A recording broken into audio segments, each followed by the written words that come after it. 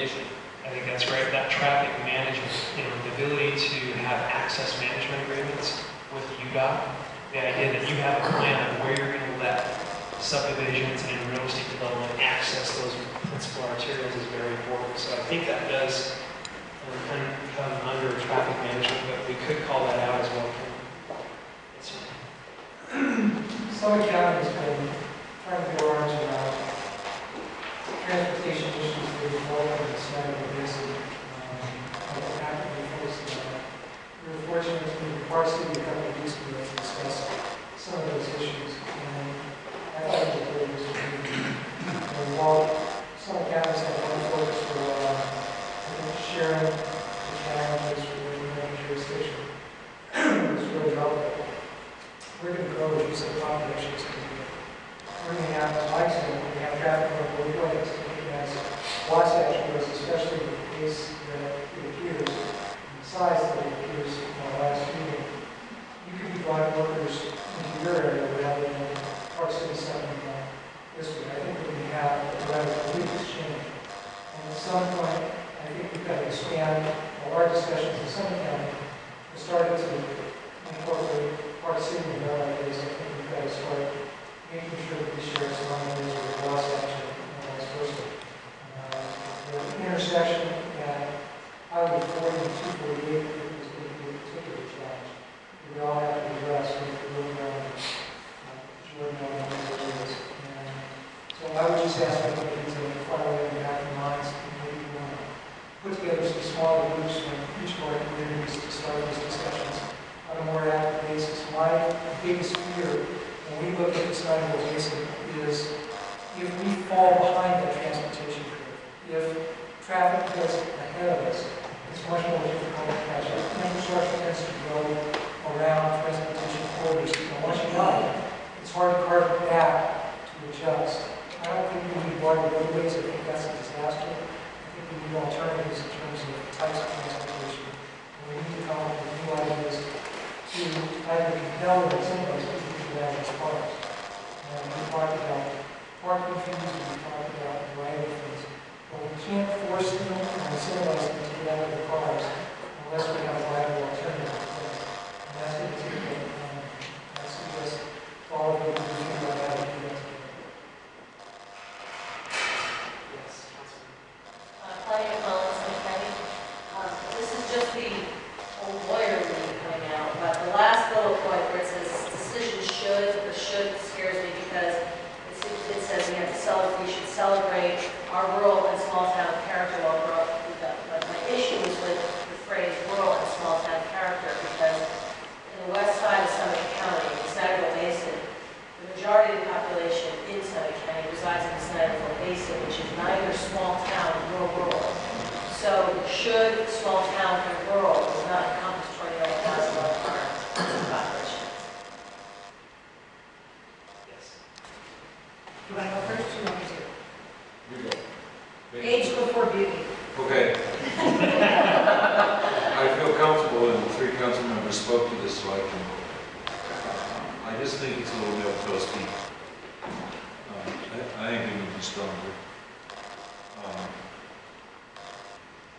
You know, we developed in the 50s and 60s patterns that stores should have and how much parking they should have.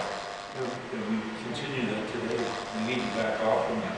We need to stay, quote the famous Tim Hunting, we probably need to shrink parking. I think that could be bolder stated. I think it should be bolder stated. I don't think our roads, quite frankly, should be as wide as we require to do now for our running places. I'm not talking about highways. If we're going to encourage alternative ways of getting around, we need to say it. Whether it be trains or buses or hydrogen gas. Monorails. Thanks. We I can, think that could be stronger. yeah, we could call out those different modes rather than say multimodal. We could list transit, high occupancy vehicle lanes, other things like that. Yeah, we should expand it. Liza Simpson, First City Council. I think, in reference to Bob, I'm comfortable with the statement as it is, just because I realize we're trying to kind of stay at this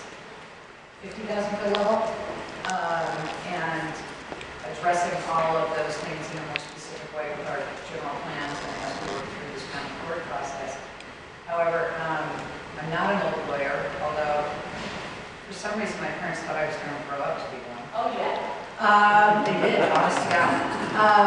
But I have to agree with Claudia about the rural and small town character part of it. I mean, I would prefer that sentence somehow celebrate our schizophrenia, if you will, but our diversity, because, you know, Camas is different from Heber, which is different from downtown Park City, which from where I live on top of the bookstore feels pretty, like, urban. Right? I'm right on Main Street. And so I think calling out that part of the sentence just doesn't really reflect all of the diversity that we have in this planning area that this body represents.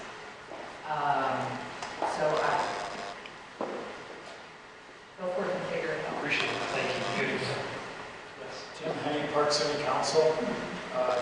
Along the lines of what's been said about the last bullet point, once it's wordsmith, I think it's a great bullet point, but I think it's being limited by being in the transportation framework. I'd like to see it out of the transportation framework and more of a statement about all the frameworks, because I don't see how that directly applies to transportation any more than it does to any of the other frameworks. So I'd like to see it broadened out. Great. Thank you. Wasatch, Midway City Council.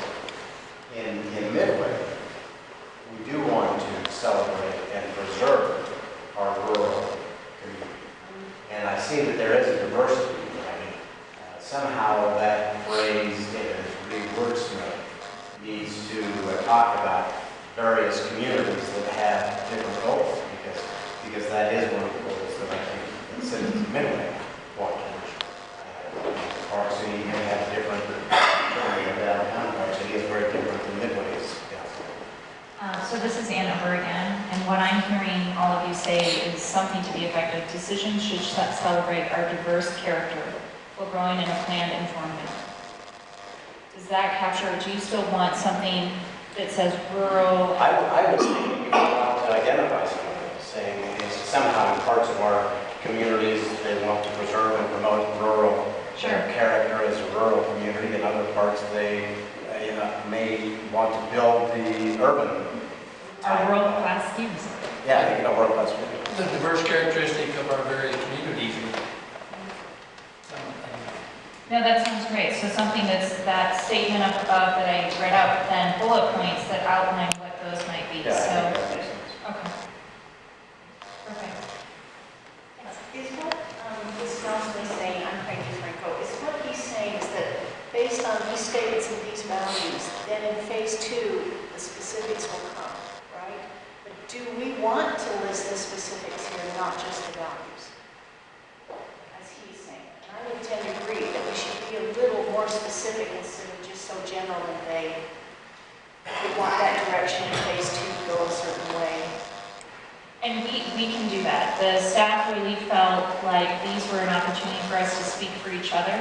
So we didn't want to speak for Midway or for Heber or for Summit if we didn't have a statement that really represented them.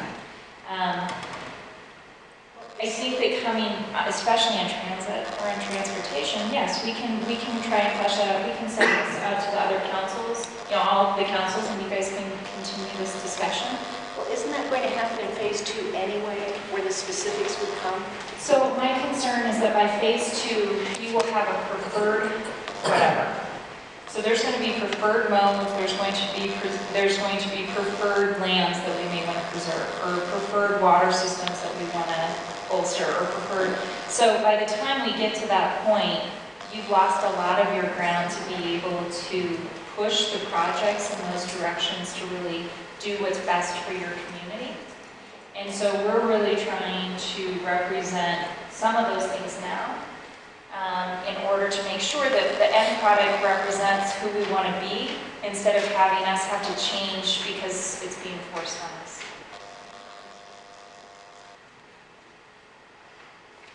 I'm Leslie Crawford, I'm the Summit County engineer, as well as the co-chair of the transportation committee for the Mountain Board.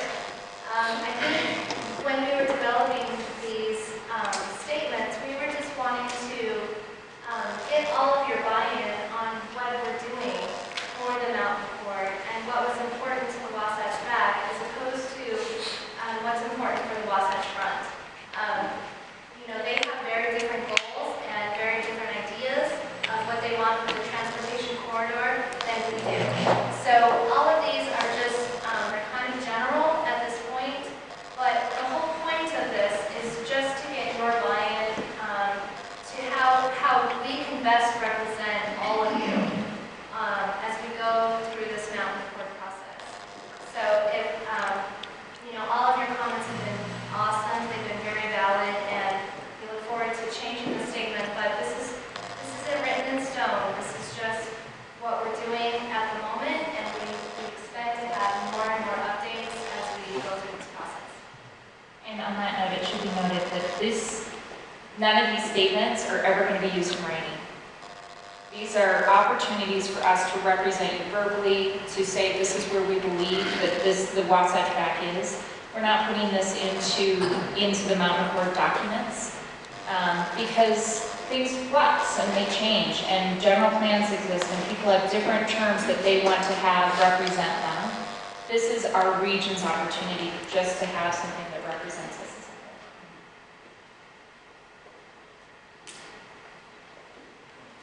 Yes. Dr. Moore said some more back to that comment. Bobbin said that he thought particularly the third bullet was a little grotesque. And I thought something to the effect of, we envision increasing multimodal. Just states that this is what we see as part of the future. Not just that we support the concept. In general, is that Steve Capps from Wasatch County. I just want to thank the staff. I think they've done a good job of coming up with something that doesn't conflict with our master plans, as Mike just said. I mean, we have our own master plans, we have our own goals, our own ideas for our own communities. And I really think this is a document that does two things. One, unifies us as a body so that we have as much strength on the Mountain Accord process, because again, this just represents the Wasatch back of the Mountain Accord, so that we're unified going into that Mountain Accord process so that we get what is best for us as multiple communities. And I think they've done a great job of coming together and writing a document that helps us to bolster our strength on that Mountain